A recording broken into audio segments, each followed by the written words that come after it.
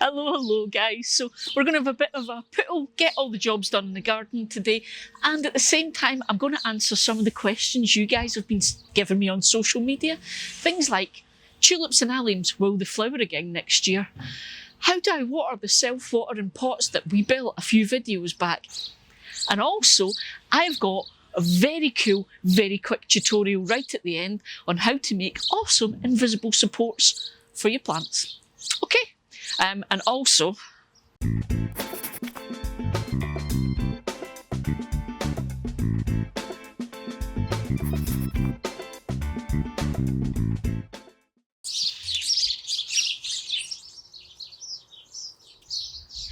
So hello guys. You're going to notice something a bit weird today. I'm actually future Eli popping back into this video to chat to you guys. So it has been crazy busy recently. So apart from the whole busyness of the garden, YouTube, Instagram, all of that fun and games, also I've started to pop back onto campus some of the time, which is good because it's exciting to get back on campus again. Bit hard going because obviously we've all kind of put on weight and lost our fitness over lockdown, so the getting back to campus is getting me back on the bike and getting that cycling going again, and I'm not going to lie, it's hard going. But also with the whole getting back on campus thing, I finally got my first bit of the vaccine, so yay, quite excited. I posted a wee video snippet about it on Instagram and Facebook, and you guys got really excited about the fact that I had a vaccine centre that was a drive-through. I just thought there was loads like that, but apparently it was quite exciting. But yeah, so I'm quite excited about that because you can imagine being back on campus. It's incredibly busy. I work at one of the biggest universities here, and there's a lot of people, so I'm quite keen to get the whole vaccine thing sorted before we go back proper. But yeah, so what else then?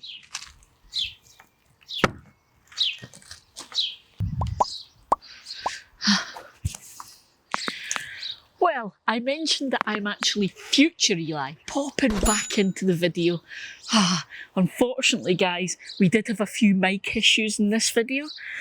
So I'm popping back in to try and mop up the suckiness of the audio, if you like, just to try and help with that. So there'll be a couple of wee bits in this video where the audio is no brilliant, so you know, I totally apologise because it is really annoying, but hopefully this will be the last time that happens. So tulips and alliums, daffodils and stuff, your spring bulbs, will they flower again next year? Right, apparently there was a bit of a thing on one of the British gardening TV shows that caused a bit of confusion because they said they wouldn't flower next year. Okay, here's the thing. Yes, they will flower again next year. They are perennials. But it kind of all comes about by how you deal with them now. So here's the thing. I'm going around the garden just now and you'll see me every so often I'm tidying up. So I already mentioned deadheading the daffodils. So this is one of the big things. If you don't deadhead your tulips, your alliums, your daffodils, etc., it puts all its energy into making those seed heads, okay? And doing that means it's not putting that energy into the bulbs for next year, okay? So that's the first thing. You need to deadhead so that it doesn't make seeds. The second thing is you need to leave the leaves, you need to leave the leaves so that they die back naturally, because those leaves are how the plant is getting all its energy. It's photosynthesizing from the sun and it's putting all that energy into the bulb for next year to give you that good show. So you need to leave them and let them die back naturally. And that's one of the things, the reason a lot of these shows tell you that you have to lift them and put them in beds in the garden if you've got them in pots, is because people don't want dead plants or dying leaves in their pots and their displays.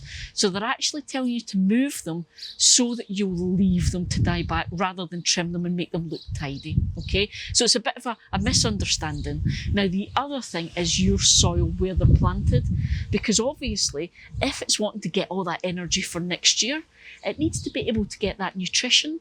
So if you've got them in little pots, it's probably used up all the nutrition in the pots. So you need to think about that. You need to think about adding nutrition to wherever you've got them planted so that they can be all strong and lovely for next year. And that's how you get all your bulbs to flower next year.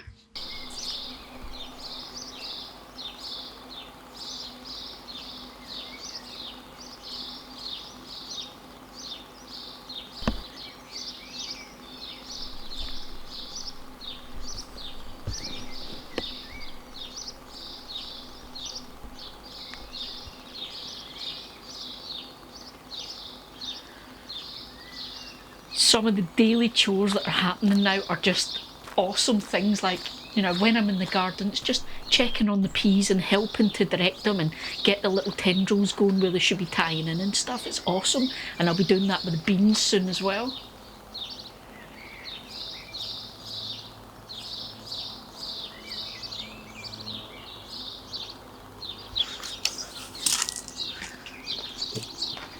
Garlic.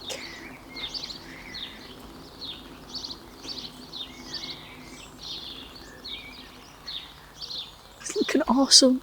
This is the first garlic we've grown in a wee while. We used to grow it and then we stopped because it kind of takes up a lot of space for not a lot of harvest. But there's something exciting happening, and it's these garlic scapes. Scapes are basically, the garlic is going to flower, going to seed if you like, and you cut these off so that it puts all of its energy back into the bulb to get it ready, because we're going to harvest it soon. But these are edible. Now, I've never had these before. Not every type of garlic produces these, but this is Ducat garlic. It's a type of porcelain garlic, hard neck, which is why you get the scapes. And it was given to me by the lovely Denise over at Let's Grow Home. Go and visit her Instagram channel. But I'm going to cut all these off and I'm going to use them tonight because I'm making Malay chicken tonight. And these will go in. They're meant to be like a slightly more subtle garlicky flavour, so I'll let you know how that goes.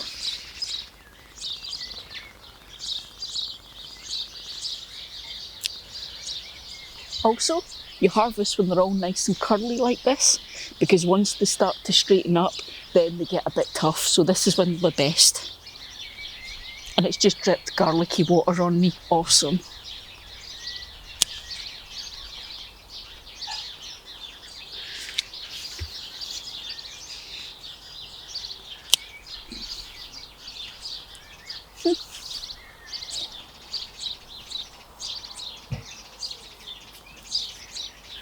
So I'm not going to be harvesting these for a wee while yet, probably end of July for me. I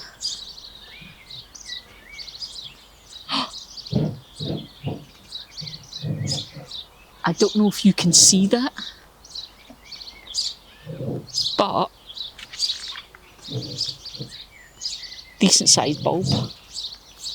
So we'll just put that back.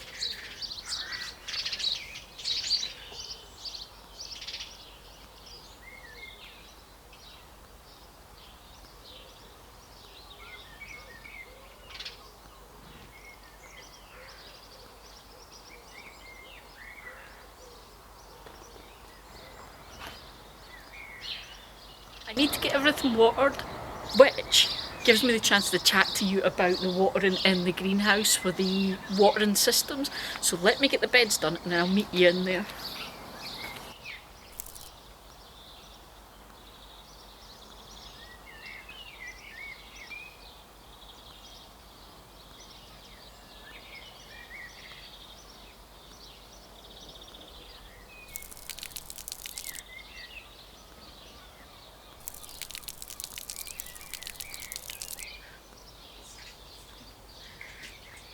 So the whole watering and feeding thing, another question that's come up a lot, and I think it's because a lot of folk bought quad grows or chili grows or that type of thing, and they have the feed that comes with it. And anything I've spoken about in terms of the amount of feed to water ratio for these specific planters, okay? And I did a video on that last summer when there was a lot of confusion. But here's the thing, no matter what food you're using, read the instructions for the amount you dilute it, okay? So this stuff specifically, they're all different, so you need to read your instructions. But this tells you 6 mils for mature plants for every 1 litre of water, okay? Now, that doesn't matter if it's in a quad grow or a self-watering pot or a watering can or whatever you're doing. It's just about the amount of feed to water. So if you're using quad grows like me, then I know that this takes 30 litres of water. So I can put the feed directly in there and then top it up with water because I know that. But with the self-watering pots I made, I don't know what the volume is. So I can't add the feed directly to that reservoir that's in there. Instead, I use a watering can. I know this is a 6 litre watering can, so I make up my feed to be 6 litres of water, following the instructions, and then I use this to fill the reservoir. And that way, no matter how much you put in the reservoir, it's the right dilution. And that goes for everything you do with your feed. But always, always follow the instructions on your particular feed, because it is worse to make it too strong than it is to make it too weak. If it's too weak, you can add more. If it's too strong, you actually could damage, potentially kill your plants. So follow the instructions.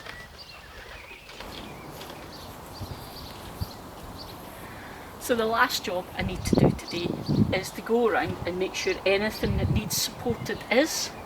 Like these achalacias, they're quite top heavy and they tend to lean. But I've got a type of support I'm going to do that might interest some of you, so let me get these jobs done and I'll meet you over there.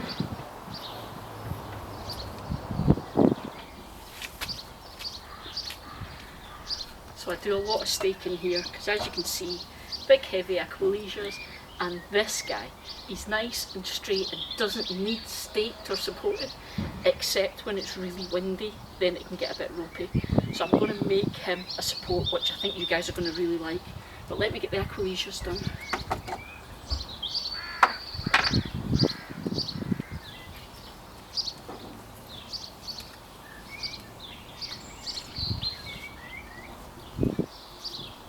Now, the chances are you have seen these supports around the garden because I've had them here for a wee while now, and I kept saying I was going to show you how I made them and I didn't, so today's the day. So basically what I do is I have metal supports that are upright but with a huge curve in them, and it lets me support the plants but it looks very, very natural, and that's what I'm going to make. And all you need, this is 6mm of steel, okay? I just bought a bundle of these on the internet for a few quid. You can buy these supports in the garden centres, but they'll cost a fortune. It's much, much cheaper to make your own, and it is dead easy. So 6mm bit of steel, you can see it's really flexible, it bends dead easy, so don't panic. What you need to do is decide on the size of the curve that you need for your plant. So I know what I'm going to do with this one, I don't need a big curve. So then you need to find something that's roughly the size of the curve you want, because you're going to use that to bend.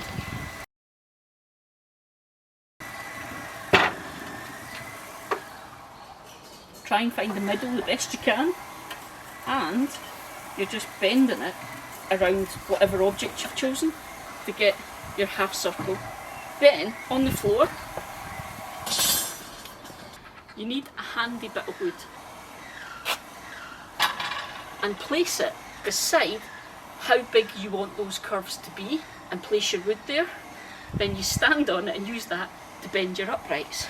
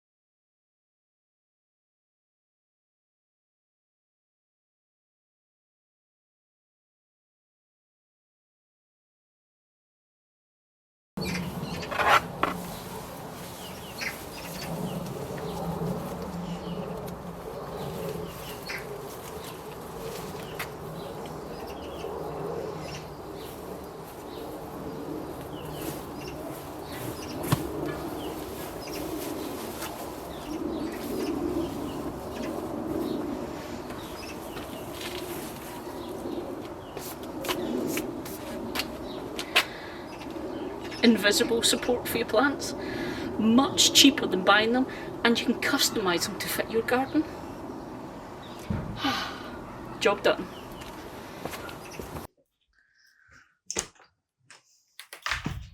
Future Eli again. I mentioned a couple of useful things that you guys might want to check out. So, video links below. The self-watering pot I talked about, there's a whole video on making that. Insecticidal soap spray to deal with your aphids without killing your plants. And if you want to know about all the spring bulbs we planted this year, daffodils, tulips, alliums, that kind of thing, video there as well. Have fun, guys. See you next time. See ya.